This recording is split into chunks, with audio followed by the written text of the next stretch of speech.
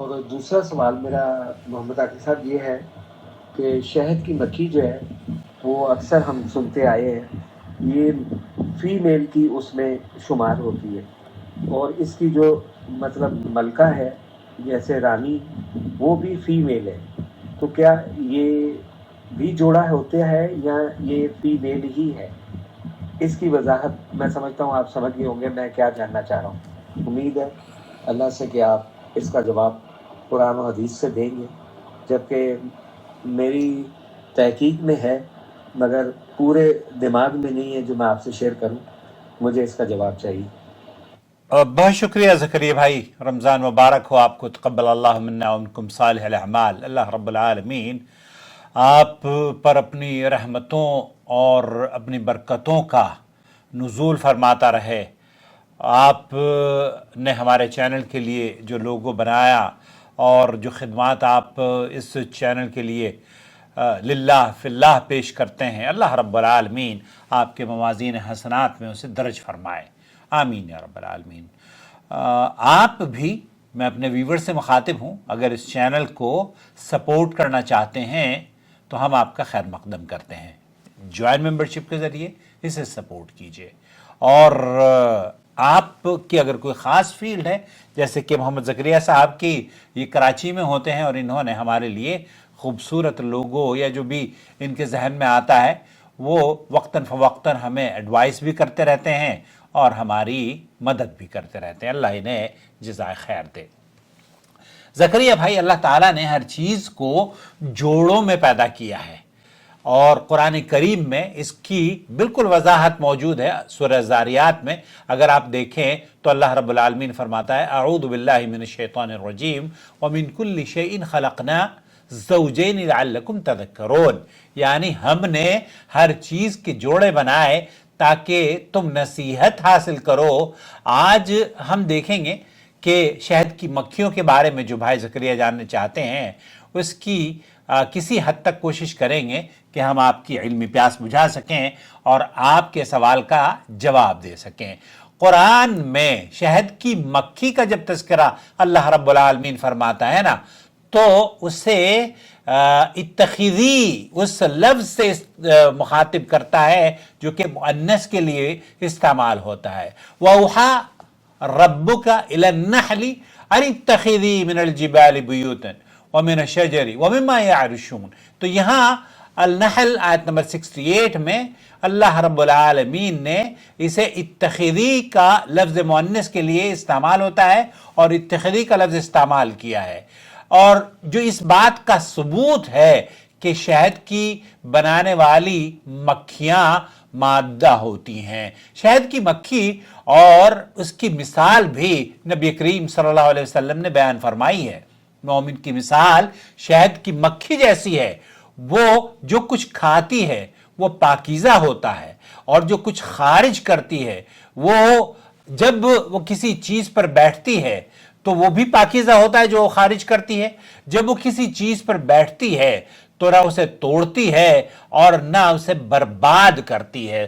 تو یہ خوبصورت مثال آپ کی خدمت میں ایسی پیش کی گئی ہے تاکہ مومن کو ایسا ہونا چاہیے جیسے شہد کی مکھی، میٹھا، کسی کو نفع دینے والا، کسی کو نقصان نہ پہنچانے والا۔ اس حدیث میں شہد کی مکھی کو اللہ رب العالمین نے مومن کے اخلاق کے طور پر، ایک مثال کے طور پر پیش فرمایا ہے۔ اس حدیث میں نبی کریم صلی اللہ علیہ وسلم نے شہد کی مکھی جوڑے کیسے ہوتے ہیں میں آپ کو بتاتا ہوں۔ اس کی جو مکھیاں ہیں نا، اللہ نے شہد کی مکھیوں کو بھی جوڑوں میں پیدا کیا ہے۔ نر مکھی جسے ڈرون بی کہا جاتا ہے، یہ صرف افزائش نسل کے لیے، میٹنگ کے لیے پیدا ہوتے ہیں، خوراک حاصل کرنے کے لیے خود کام نہیں کرتا بلکہ ورکر بیز اس کا خیال رکھتی ہیں، اور جفتی میٹنگ کے بعد یہ مر جاتا ہے۔ تو یہاں مادہ مکھی جو فیمیل مکھیاں ہوتی ہیں، ملکہ کوئین بی کہلاتی ہیں، انڈے دیتی ہیں اور پوری کالونی پر حکمرانی کرتی ہیں، اور پھر کچھ مکھیاں ہوتی ہیں جن کو کہا جاتا ہے ورکر بیز، کارگر مکھیاں ساری محنت کرتی ہیں، شہد بناتی ہیں، چھتے کی حفاظت کرتی ہیں اور پھولوں سے رس جمع کرتی ہیں۔ دوستو، بھائی اور بہنوں، جدید سائنس کے مطابق شہد کی مکھیوں کی زندگی 3 طرح کی ہوتی ہے۔ ورکر بیز، کارگر مکھیاں جو مادہ ہوتی ہیں اور شہد بنانے کے کام کرتی ہیں۔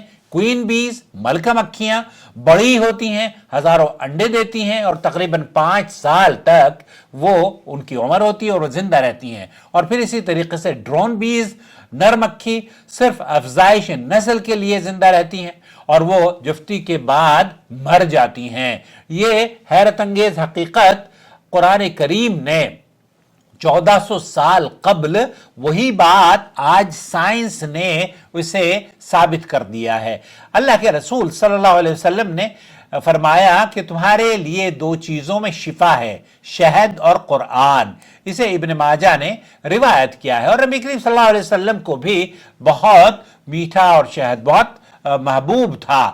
تو اس لیے آپ کا جو سوال ہے اس کے بارے میں شیخ ابن عثیمین رحمۃ اللہ علیہ فرماتے ہیں کہ قرآن میں شہد کی مکھی کے حوالے سے جو الفاظ استعمال ہوئے ہیں، اللہ رب العالمین نے جو الفاظ استعمال کیے ہیں، وہ ثابت کرتے ہیں کہ شہد بنانے والی مکھی در حقیقت مادہ ہوتی ہے، اور یہ قرآن کے سائنسی اعجاز کی ایک عظیم مثال ہے۔ شیخ صالح الفوزان یہ کہتے ہیں کہ اللہ تعالیٰ نے مکھیوں کو ایک مضبوط نظام دیا ہے، جہاں نر مکھیوں کا